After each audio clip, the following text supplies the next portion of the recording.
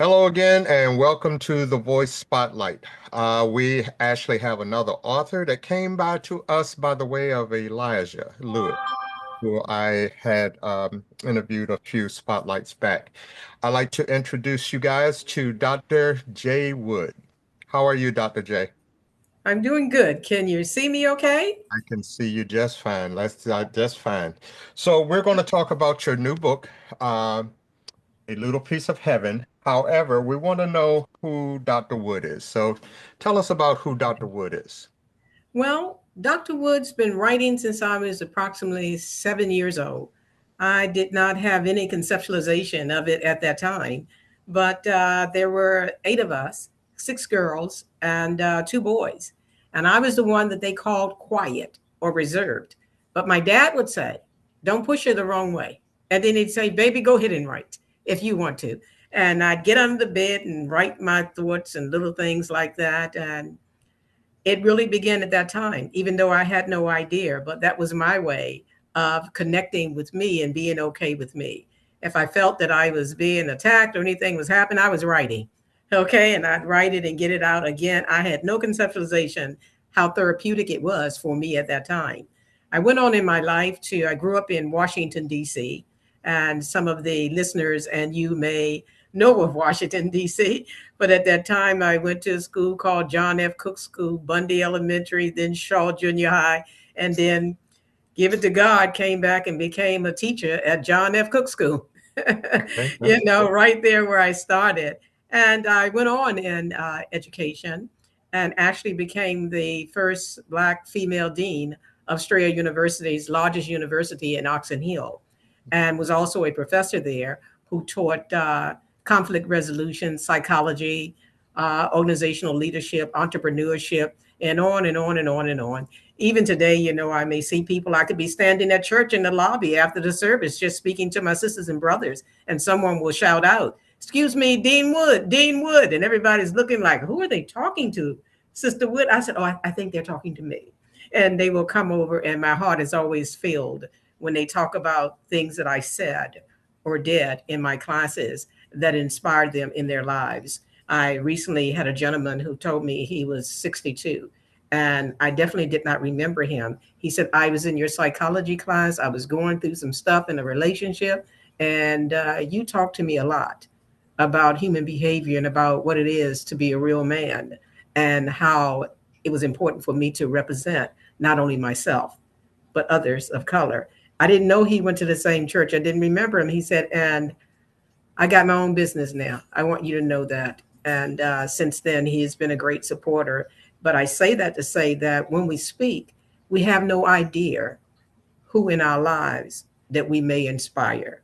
Definitely. After 9/11, had I was still working then as a dean, and I had become a first Black female deputy warden of the DC Department of Corrections. No, I didn't have anybody's desire to be a warden or anything like that.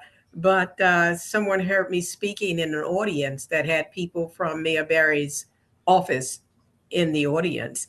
And a few days after that, I got a call and they said, this is Mayor Barry's office, Corps Master Barry. I thought it was a joke. I had a land phone then. I know some people probably laughing, but No, I I looked still over at have my one. sister. You guys still got I one? don't use it, but I still have one. I looked over at my sister and I just said to her while I held the phone away from me, yeah, right, Mayor Barry's office. So I went back and I said, hello, this is Dr. Jaye Wood. How may I help you? And they said, my staff was in the audience when you were talking about inmates transitioning from prison and the kinds of programs that was very much needed to reduce the recidivism rate, and your ideas that you had to include your idea about electronic monitoring, which I started the first bracelet for Washington, D.C. of electronic monitoring. And so after that, I began doing programs covering hitting the halfway houses and all of that kind of stuff. And a year or so after that, I got another call, and it was Corps Master Barry's office. And they said, Dr. Wood, I said, yes. We'd like to have you to do the last State of the District address for Mayor Barry. And they said, what do you think? And people say, what did you say? I said, okay. I mean, inside I was probably just overwhelmed, and all I said, okay. So I drove a 1974 Pinto, red and white, and everybody else had all kinds of Lincolns and cars. They were parked out front, but I had my Pinto, so I Right. had to park maybe 2 or 3 blocks away from it, the Lincoln, because I couldn't pay the other thing. But I went in, met Eleanor Norton Holmes, and oh my goodness, the whole group, and there I stood on the stage and coordinated the whole event. And when again, I had no conceptualization that this would be a part of my life, and that is why I encourage people and tell people, don't put yourself down from where you came from or what things may look like now. You have no idea as long as you stay focused. You might slip, you might slide, but stay focused, because when you do, you'll rise above all the others that are pointing at you or looking at you differently. And I went on to do that. And when I'm speaking in my motivational training and speaking, I say that to people, and they say, well, you don't talk like you're a Black woman. Are you mixed? I get that quite often. And so I, take the comment. I do have some of my brother writers that I love, maybe on the stage. One of them, and they might say to me, I should cuss him. And I go, that's all right. It's okay. And towards the end, I tell them I will give free books to everybody in the audience. And sometimes it's 150 or 200 people there, Wow. of anyone who could stand up and tell me that everybody in their family is the same complexion, same height, same eyes. Then I get my pen and my book and I go, come on, I'm waiting. I want to give you this book. Don't you know no one stands? Eh, not at all. So I didn't, not at all. So I said, when you start attacking people because of the differences in the way that they speak, the complexion of their skin, how tall, how big, how short, whatever it is, something is not wrong with them. There's something that you are hurting with. Right. I said, so that is when you ask me that. And when those of you who want to know why I speak the way that I speak, however it is sounding to you, when I grew up, even though my dad only had a third grade education, he was in the military and drove a armor ammunition truck with him and his troops in France and took ammunition. And when my mother was pregnant with me, he was held and captured hostage under the ground during World War II, him and his troops, for weeks or months. And a French woman stuck out at night and brought them food, dug a path where she, according to my dad, would sneak food under the ground to them. And then one day she actually dug a path. And when she dug a path, my father and the troops, after weeks of being under the ground, were able to escape. My mother was pregnant with me. My father's name was was Joseph, and they wanted to name me Josephine after my father. But in his long letter, longhand, he said, "Do not do that. Name her after the French woman who saved the black soldiers' lives and fed us every night." So I'm always honored when I think about it and hear him saying, keep pushing forward. You're going to be just fine. It's nothing to do with your size, the way you speak just fine. But I can still hear my father today saying that. So I say to people when I'm out speaking, be you, Right. be you. That is You a very interesting life. I am no stranger to DC. I worked in DC from 1976 to I retired in 2012. And outside of my job, I met Mayor Berry when I was DJing, but that's a whole different. uh-huh. I understand. So, but yeah, I'm no stranger to DC and anything in the DMV, from Austin Hill down to Manassas and Silver Spring. That was party time for me. So But then you I had to definitely find out where to understand park. that. I You did. understand that. Just to give you another little brief part, after that, I got a call from Leon Panetta, who was in the White House after 9/11, and his staff said they were calling on his behalf and wanted to know if I would travel around the country. They wanted me to train airport screeners how to detect weapons. Again, I was on my land phone I don't know how they knew me. Again, they had heard me speak, and staff was in the audience. And again, people say, "What did you say, Doc?" Well, I looked over at my sister and I said, "The White House." And then I went back and said, "Yes, this is Dr. Wood again. Hello, this is Leon Panetta's office. We'd like to know, would you be willing to do that?" And I said, "Okay, when do you need me to start?" "We need you to leave this week." And so I actually packed, got ready, and traveled. And my first stop was in Florida, and went into a hotel there. And Leon Panetta's staff was there so that they could assign us to the teams. And the people were way bigger than I am, most of them. And they were only maybe out of the 60 or 70 of us, a couple persons of color and just a few females. And the staff person from the White House was calling people, putting them in order of who you would work for. And because my last name is Wood, I'm accustomed to be called at the end. So Right. everybody was with their teams. And then he said, "Dr. Jaye Wood, is she here?" And I raised my hand and he said, "You will be the next team leader. I will call your names, who will be under Dr. Wood." And I stepped over, and when I say the ex-military were big, and they were looking at me like, what what is going on? And so when we got finished, we went to our areas, and that next morning they reported there.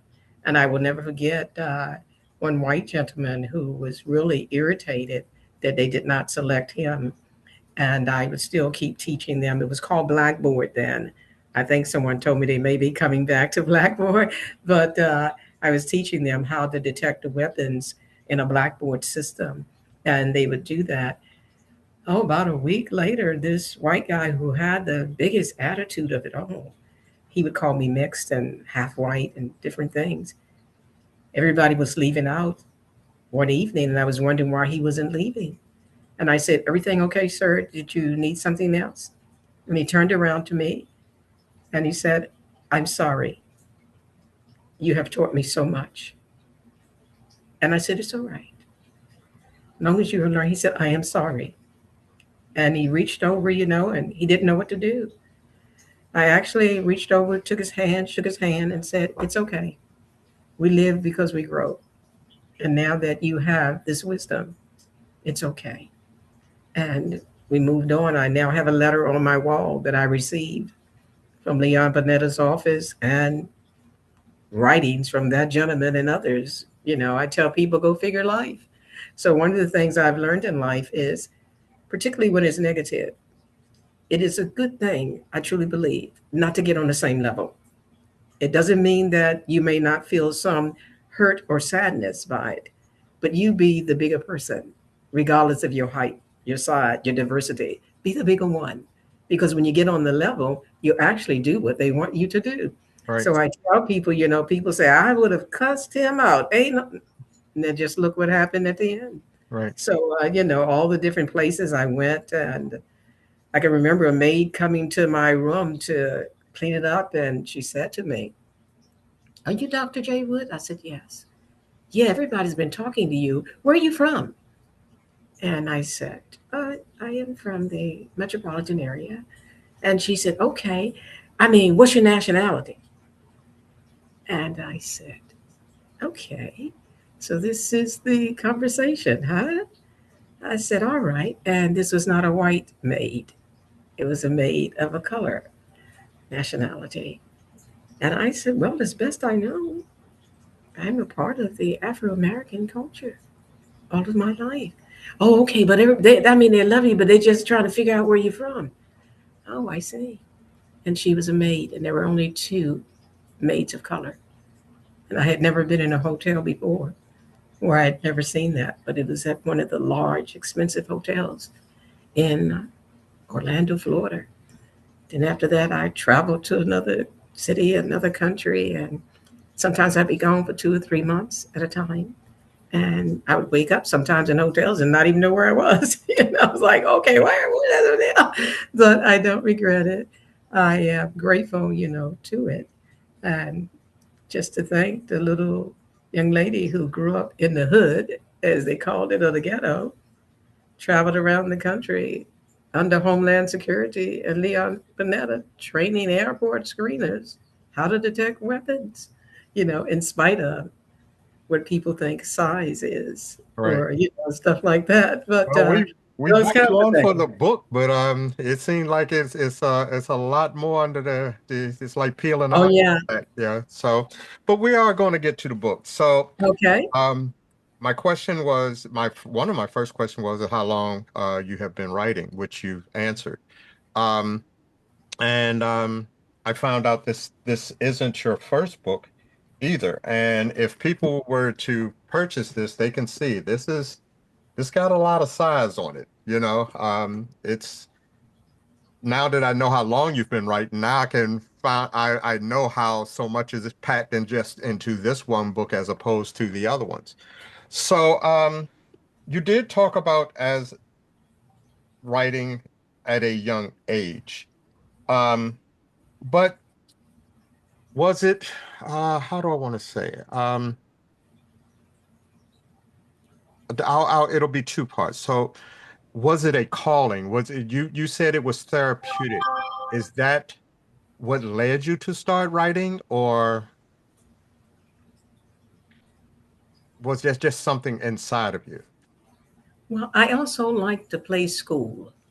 So I would be the teacher and get under the bed or in the corner there with my siblings. And I would give them words to correct them. Now, I was then 9, 10 years old, and give them words. And I loved being the teacher and to have them correct it and get the words right. But it was all a part of the writing process at that time. Then I may tell them a little story or something like that. I didn't know to write it down and to keep it then, but they would get little stories, and we'd be there under the bed.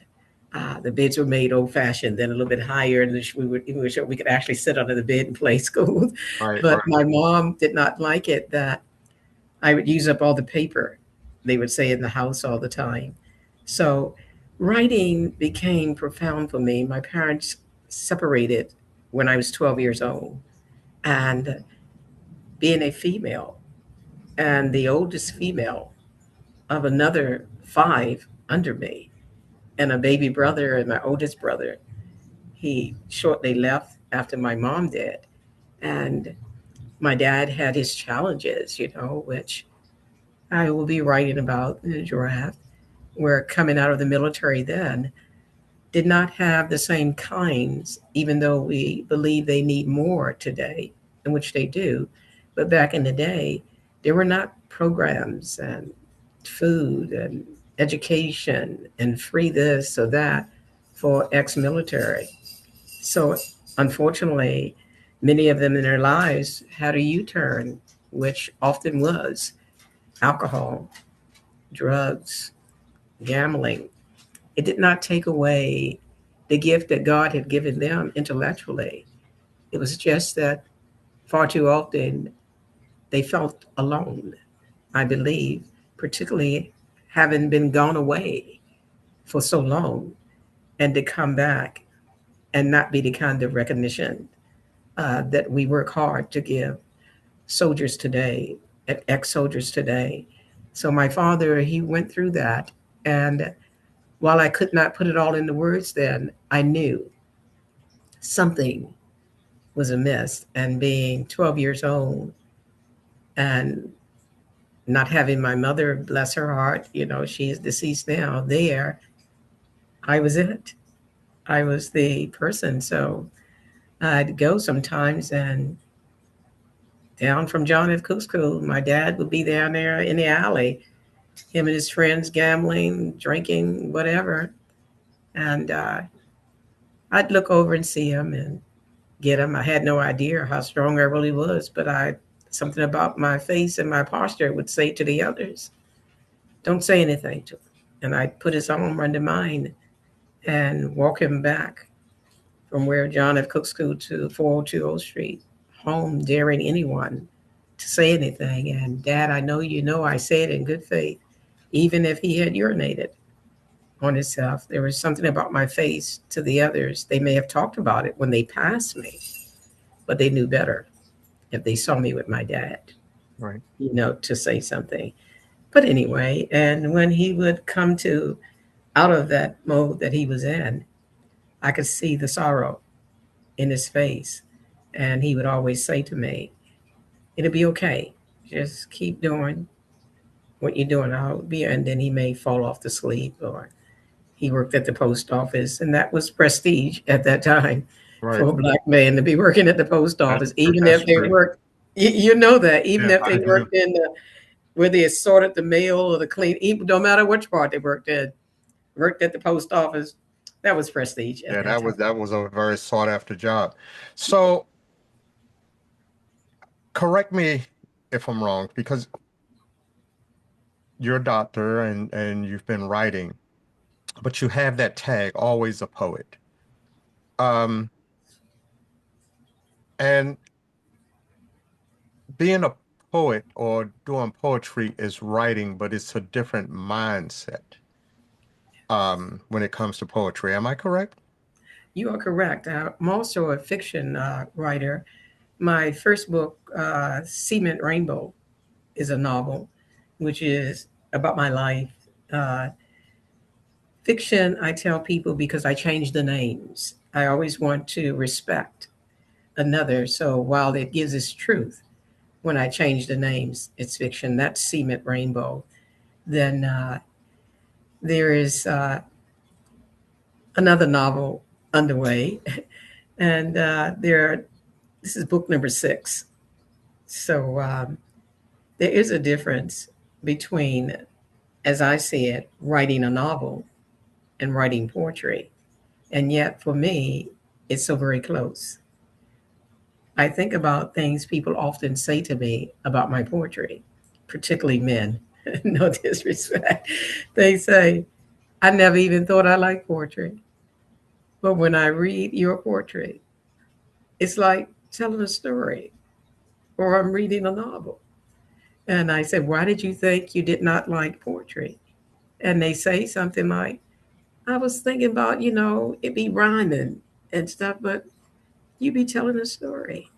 So poetry has its own unique style for all persons or poets who write poetry.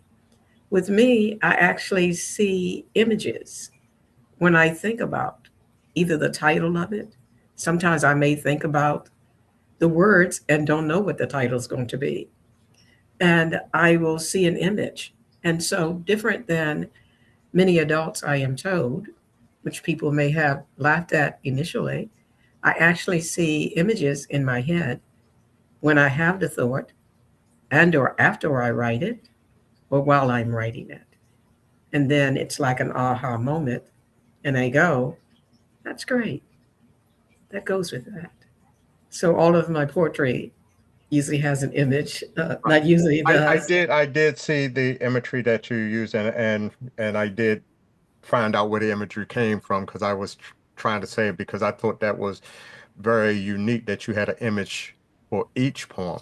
And it's over 200 poems in the book, if I'm not It's mistaken. about 194. It's close to 200. Okay. So, I'm not a stranger to poetry. I mean, when I was coming up, we had Enoch Pratt Free Library here. And while I may have started with comics, which is, you'll probably see some of the stuff behind me, I went to the library a lot.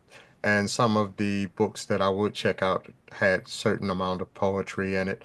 So I'm not a stranger to it. Um, and with you writing so long, again, we can see why you can put in nearly, 200 poems in there. So, and in the interest of time, I'm going to kind of touch on some things, but how did A Little Piece of Heaven come out? I mean, you have all of this poetry. So is it a consortium of poetry that you just decided to put together, or was it the little piece of heaven first and then you started to fill it in? Okay, that's a good question there. The little piece of heaven came about because over the last 10 years, I bought a waterfront. And the waterfront property that I purchased, I did not know it was just a mess, but I still saw the beauty in it. And a gentleman who lived across from there told me one day, he said, "You're the second Black woman to own that property. And we have been here, down here almost after slavery or doing the last part." I said, "Really?" And he said, "Yeah, the first lady to own it was Black. And now here you are." And I said, "Wow." I said, "Well, it's actually lovely." And I'd already begun writing poems for a new book. And I would sit down by the water sometimes and write as well while we were doing reconstruction and different things to it. I still saw it and gave grace to God. I said, "This is a little piece of heaven." And And so, too, the book was born with a combination of poems that I wrote over the last 3 decades. So, the little piece of heaven was inspired. As a matter of fact, at the waterfront in the window, it says, "A little piece of heaven." so the book is broken down into three chapters, and what I'm going to ask is three that caught my mind or my imagination, I would say. Uh, Okay. we're going to go through those, and because they are poems, if you don't mind reading them, or Okay. if that's okay with you. That'll be Uh, fine. That'll be fine. so, in the first chapter, which is Golden, right? Uh-huh. Golden. Uh, could you tell us about how Mountaintop came along, and could you give us a quick read, whether it's a portion of it or it's in its entirety? I'll leave that up to you. Okay. Okay. Mountaintop is, my goodness, talking about being, it's about 4 decades old. That poem I had written on this long hand yellow paper with a pencil.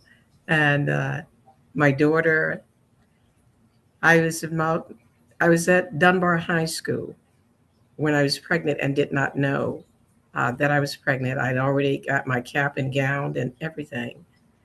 And the principal's name was Jackson, but we called her Stonewall Jackson because she was really what we called rough. Right, And one day she called a meeting in the auditorium of all the persons who would be graduating. And she said something like this: "If you are pregnant, you will not walk this stage here at Dunbar High School."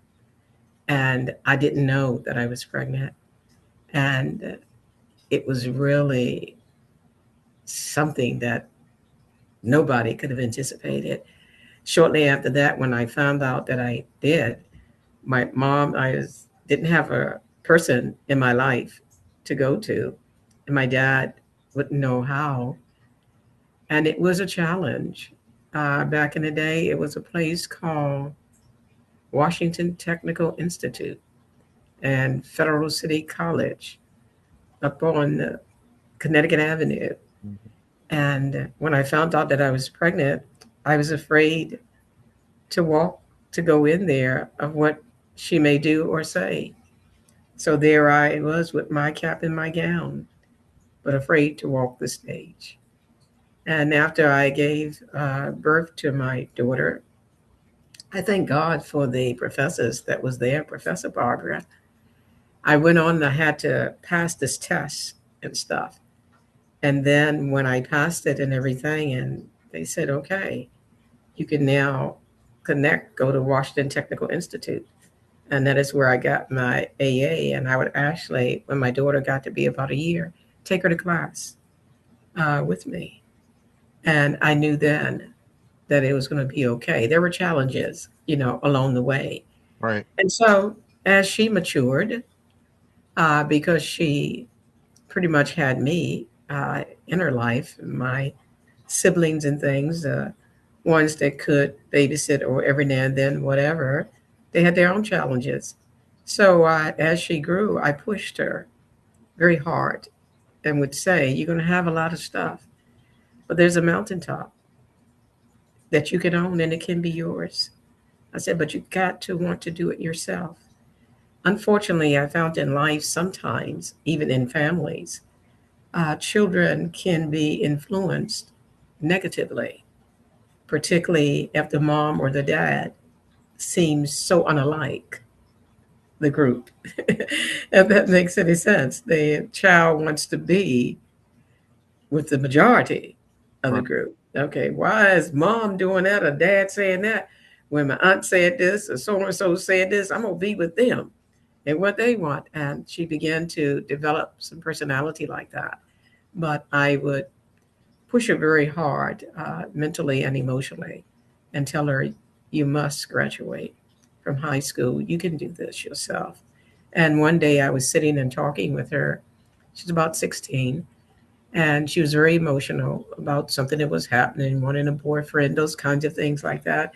And I said, if you really want the mountaintop, the only one can get it is you. I said, so you have got to decide now, even when you slip, you must get up. You must climb again. That is the only way you will ever reach your dreams and understand what a mountaintop is. I said, I know your friends and some of the family don't like to hear mommy saying that.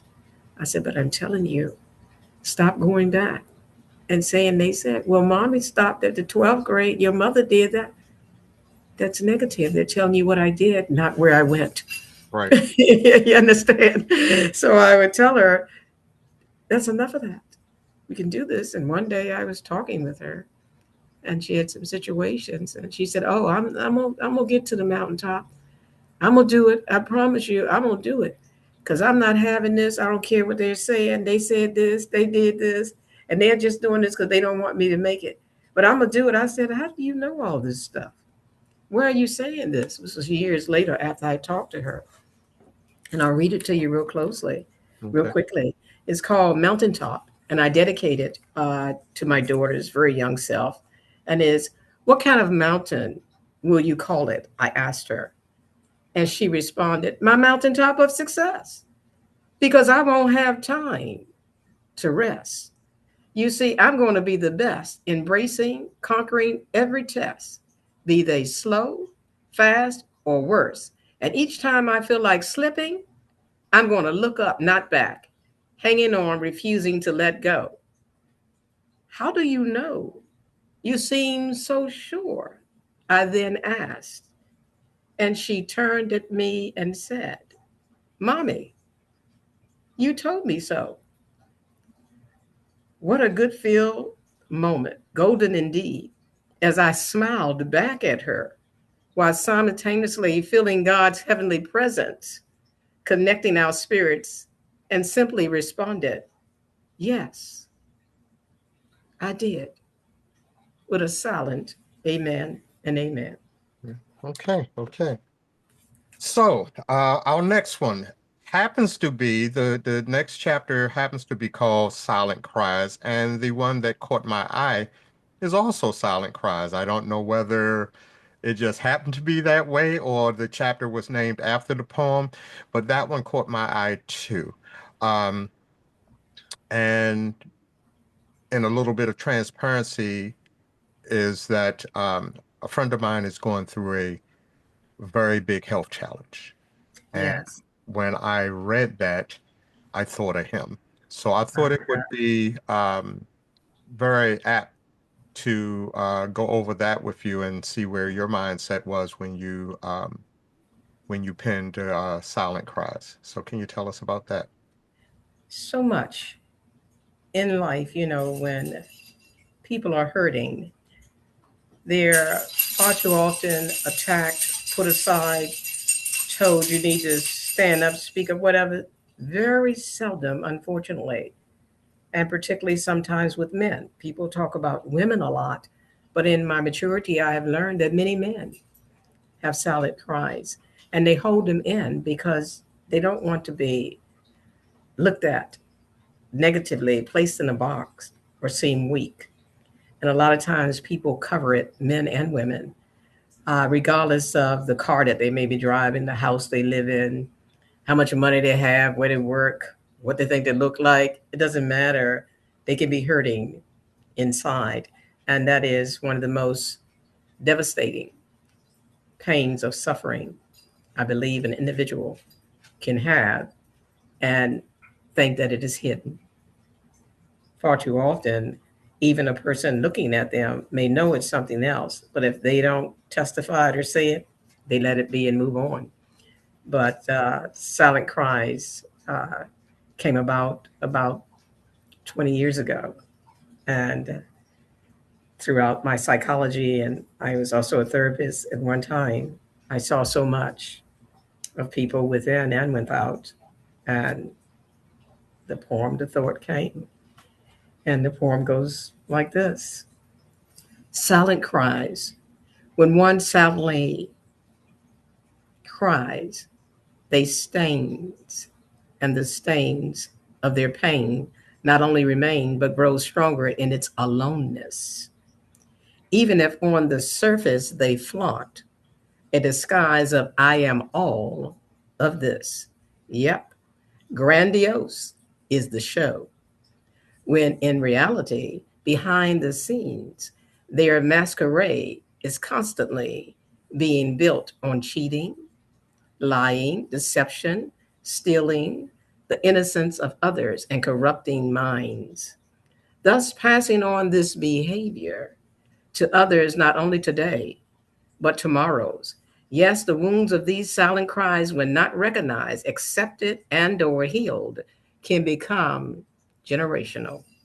And so I pray that the silent cries will one day know God is far greater than their demons, and that they only need to ask for his forgiveness and guidance.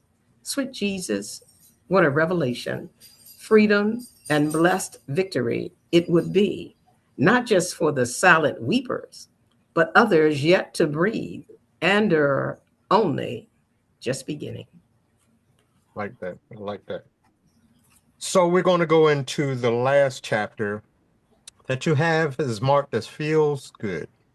So that's that's a chapter name, feels good. It seems like Okay. okay, so no matter what they read in the first two chapters, this is the one that they've reached that pinnacle there. So Okay. Did you feel good when you were reading it? I'm just I listening to tell you. you, I was still reading into the first two chapters, but I went into Okay. the last two chapters, and like anything, names catch me. And Yes. I got to the poem that says to see God. And uh my personal faith walk has probably increased as I've gotten older.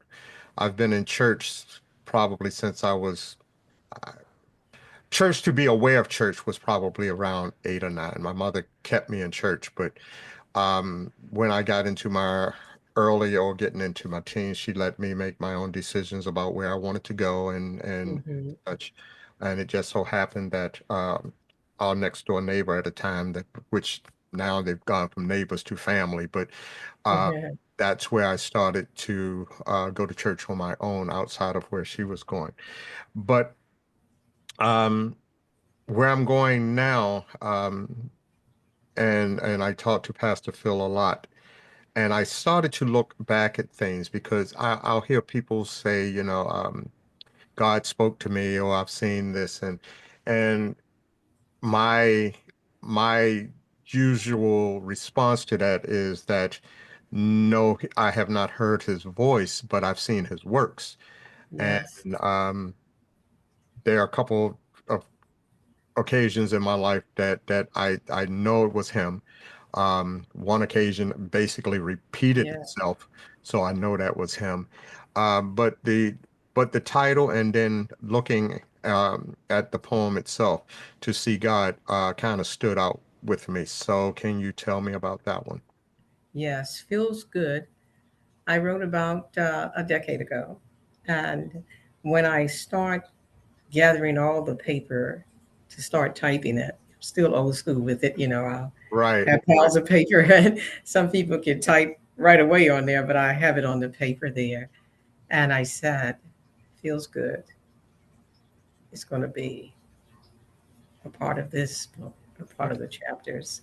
Okay. So each chapter has a poem that will also be the name of that. And feels good was just, we have to have some things or something in life that we can do that will give us, if only a moment or that second, a feels good that is authentic.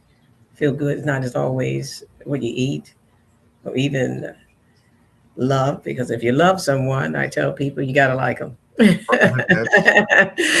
That's a whole nother book, and right, people, right, right, they smile about that, but love and like has to go together, right.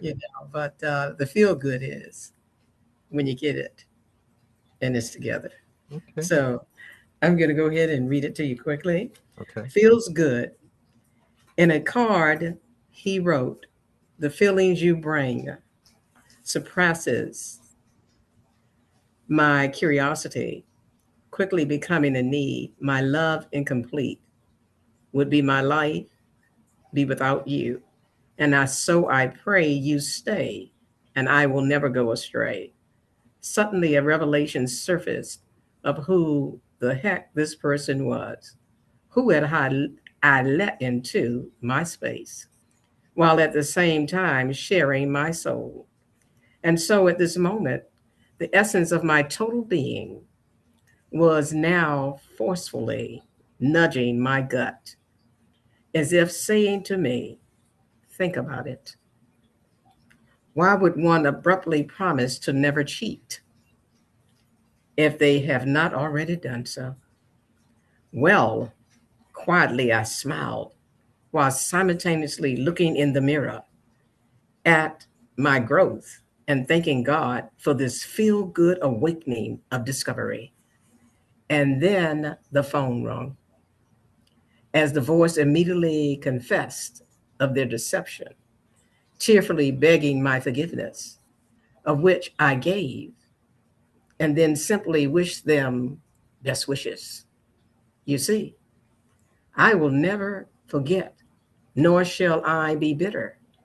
Instead, as is a testament of mine, I have learned our valleys in life will sometimes be low. Oh, but when we believe in Thee, He will always lift us at least 10 times or more abundantly above the valley when we honestly remain faithfully devoted and committed to Him. Subsequently, when we slip or fall, He shall be our blissful feel good, right on time platform of I Got You. And it is with much grace and praise I give to Thee today and always for His heavenly, unwavering love for us all, which includes me. Amen. And Amen. Amen. yeah. So we're winding down. So um I've had a lot of authors on, a few poets. If you want to kind of go into the form of writing that they do. Um, but I also know that we're in an age where we have you can publish cheaper, differently, self-published now. Um, so you, Dr. Wood, who has been decades of things, and I can see now that you're pulling out these papers and then transcribing them to things that you've written before. So you've gotten you've gotten a lifetime of it. But here we are, just like you've influenced a couple lives that we've heard. Here we are, we have a young person, we're not even going to say female or male, walk up to you that think they have a story within them. They have something that they want to say on paper. They come to you and ask you, what do I do? How do I do this? Should I do this? What do you say to that person? Mr. Spencer, that happens to me all the time. When I'm out reading, or sometimes I don't even have to be at an event. Someone can meet me at a store or something, even though they're still puzzled why I still shop at the dollar store. But, they can come up and say to me or recognize me as someone recently did at the dollar store. And we got in a conversation and different kinds of things. And then the gentleman said, "You know, I want to write a book. I've been wanting to write a book for a long time, but I think I'm getting too old now to be thinking about to write a book." And I said, just out of curiosity, what do you call too old?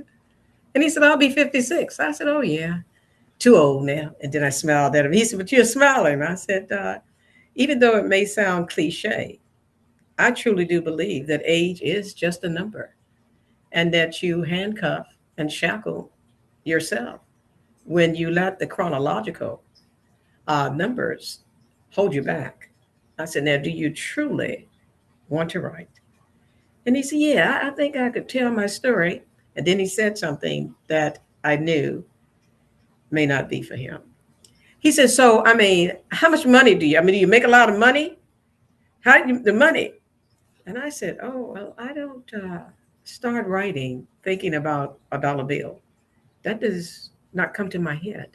Mm-hmm. And he said, "You don't be thinking about a dollar bill when you're writing? Don't you have to publish it and print it and get all this stuff done?" I said, "Yes." I said, "What kind of work do you do?" And he said, "Oh, I've been in construction a long time." I said, "Oh, I see." I said, "So is that something you always wanted to do?" He said, "Well, you know, the money to pay is good." I said, "Oh, so would you call it your passion?" "No, I wouldn't call it that." He said, "It's a job to help me and my family." I said, "I see." I said, "Well, I believe in life when you truly have something that you want to do, and we'll talk about writing, you must first have a passion. You must have that kind of spiritual kind of thing that this is something you really want to do. And the dollar bill will be your last thought. But God will work it out so that it will make sure that you receive the abundance you need. Now, you need to think about that because it's just not about getting there with a pen and paper and going quickly and doing this. You know, that he's, "Yeah, but I don't know about all this editing and stuff." I said, "You don't have to worry about that. You just get your thoughts out, what you have to get out. And there are people who will edit. Does it cost money too?" I said, "Yeah, but you probably know people who would be glad to look over something for you. That maybe they don't even have to be an educator, but sometimes it's who you connect with." He said, "Yeah, you know, I don't know. I want to, but again, I want to make sure." I said, "But I want you to think about this. Here's my business card. And if you really do think that it is a passion of yours, then I'll be glad to guide you accordingly. But if it's not, we won't waste each other's time. How about that?" He said, "Oh, boy, I just like your style. I mean, yeah, a little eloquent lady. What did you just say?" I said, "That's fine." And about 3 days, I got an email from him. And he said in the email, "I really want to do it. I never thought about it like that." I said, "Because when you're writing, it should be something that brings you joy. Once you have a thought and you write it out, just give you a smile, regardless of what it's about. Your heart is full. I thought about that. You don't know the ending or the beginning, but write it down." And he said, "Okay, I'm going to do that." Then I met another lady, a lady once, who told me, "I really want to write. Do you think I can do it?" At the church, I was leaving the church. I said, "What do you mean? Do I think you can do it?" She said, "I don't know. You know, I got grandchildren now, and this is how." I said, "Well, what do they have to do with that? If you're writing that?" "Yeah, you know, but I'm trying to help them, and I just don't think that I can do it." I said, "I see. So, what is it that you think, if you could do, that you really would want to do?" "Right? But you couldn't do it, huh? You couldn't write the first thoughts right now."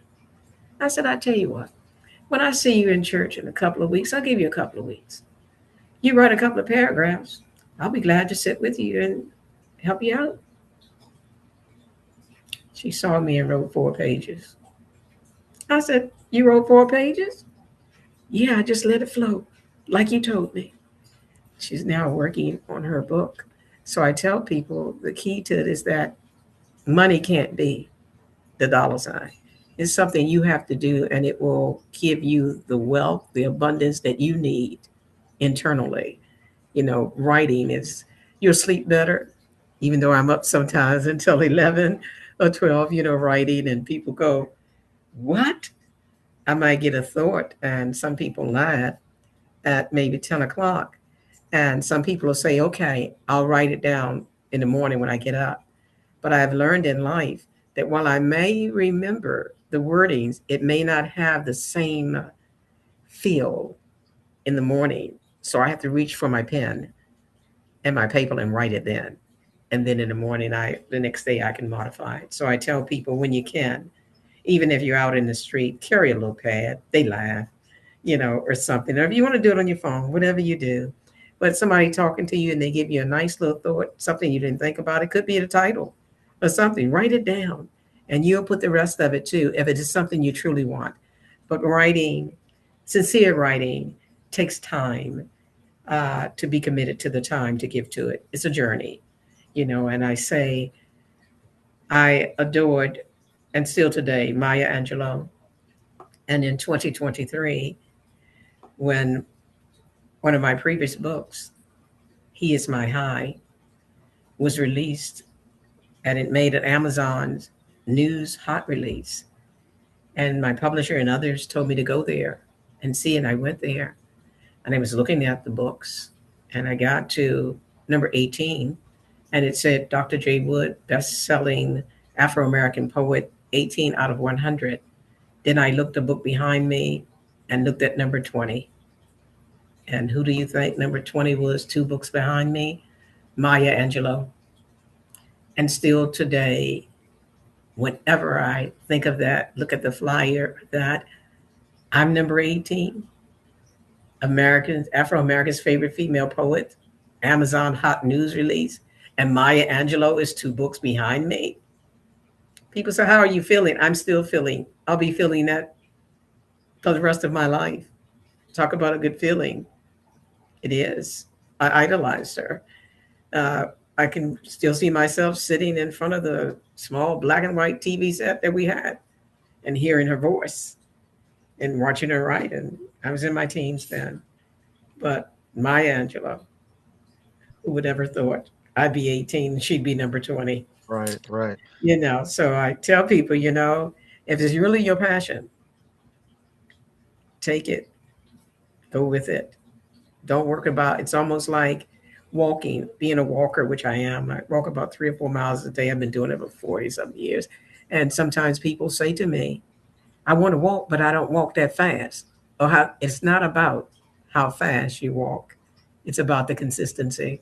right. And that's what writing is, and that's what your dreams when they come true. Be consistent about the things you need to do to make it a reality. So you make that a part of your everyday life.